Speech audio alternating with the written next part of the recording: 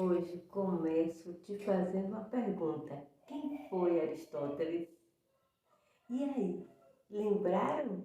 Não?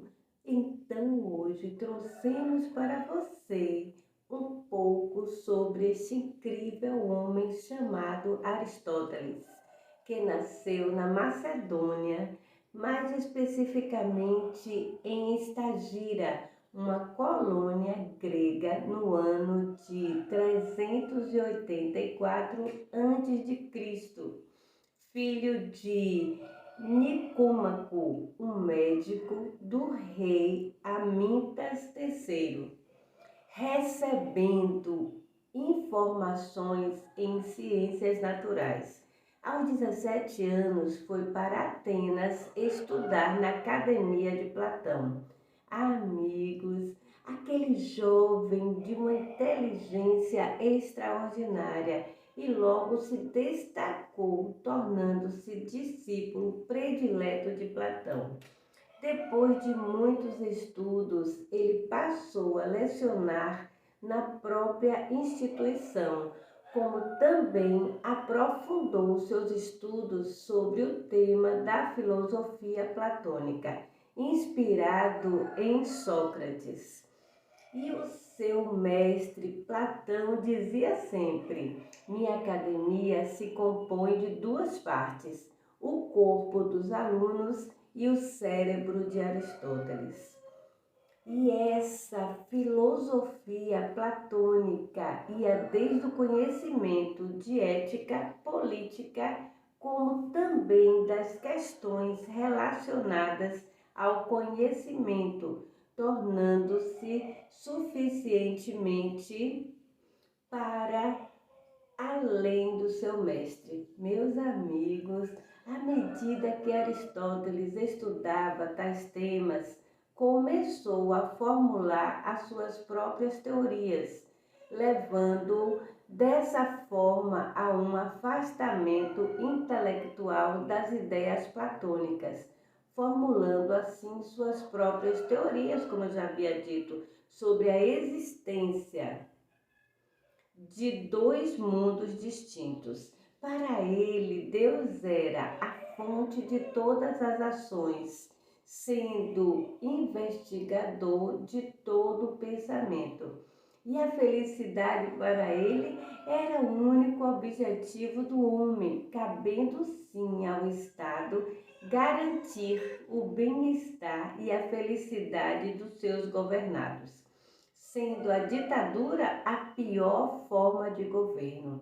Aristóteles foi um importante filósofo para a Grécia Antiga, como também para o Ocidente, dada a sua importância do conhecimento empírico. Mas sim, o que significa conhecimento empírico? Vamos lá. O conhecimento empírico era o resultado das observações e das experiências das pessoas, ou seja, parte de um conhecimento popular. E aí, está gostando? Se no final do vídeo você tenha gostado, agregado algum conhecimento para vocês, deixe seu like, inscreva-se no nosso canal. Mas vamos continuar, porque é história. E você sabia que Aristóteles muito influenciou-se nos seus estudos na filosofia escolástica, como na moderna também, e nas ciências modernas que surgiram a partir do século XVI. Quando Platão morreu, ele esperava receber o cargo de gestor da academia, o que não aconteceu. Aristóteles ficou extremamente chateado, chegando a mudar-se para Atarneus, uma cidade na Ásia Menor, recebendo o cargo de conselheiro político, isso em 347 a.C. E no ano de 343 a.C., ele retornou para a Macedônia e tornou-se professor e mentor intelectual do filho do imperador Filipe II, chamado Alexandre, que mais tarde ficou conhecido como Alexandre o Grande. e em 335 a.C. ele fundou o Liceu, uma escola filosófica para ensinar os seus discípulos. Agora vamos conhecer um pouco mais das suas principais ideias, o que realmente pensava sobre tais temas, ou seja, assuntos. Democracia. Ele era um crítico do sistema democrático ateniense. Ele defendia a democracia como uma forma mais justa de se governar. Sistematização. Para ele, os estudos filosóficos eram desorganizados e ele afirmava a importância da classificação para separar os conhecimentos. Metafísica.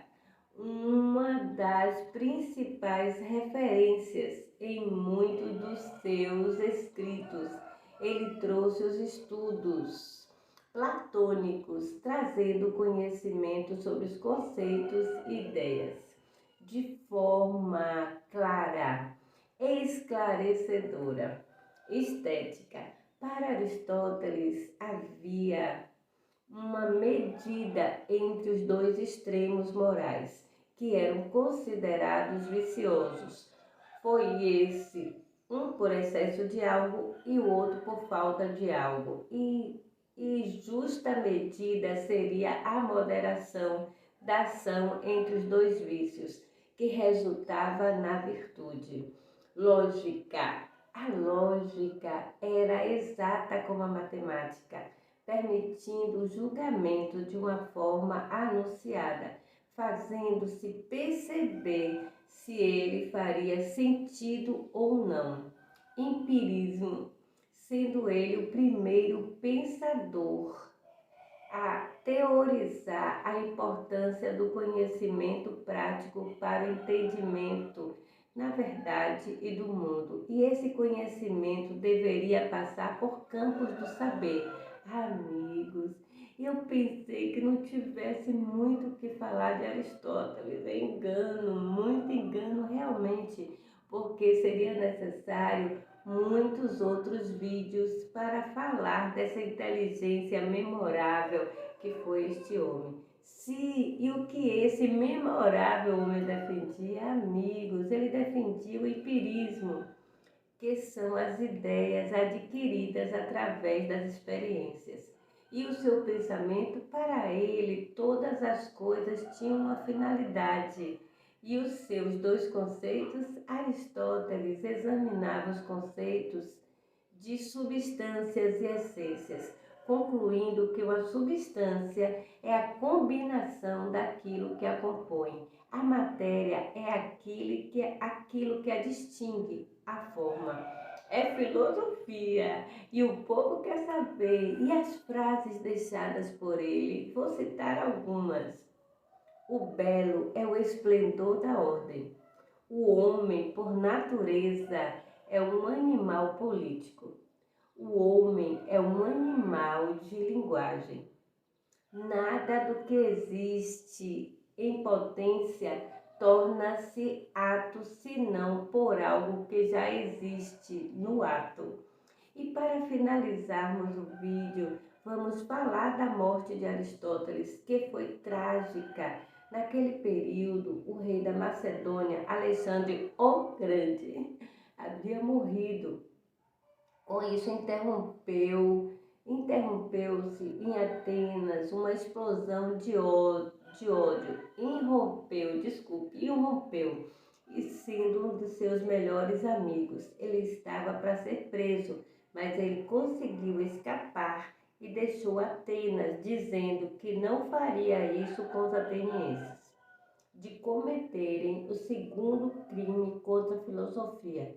E assim foi para um exílio, adoecendo de tristeza e muito desiludido com a ingratidão do povo de Atenas, e decidiu por fim a sua vida bebendo cicuta, morrendo aos 62 anos.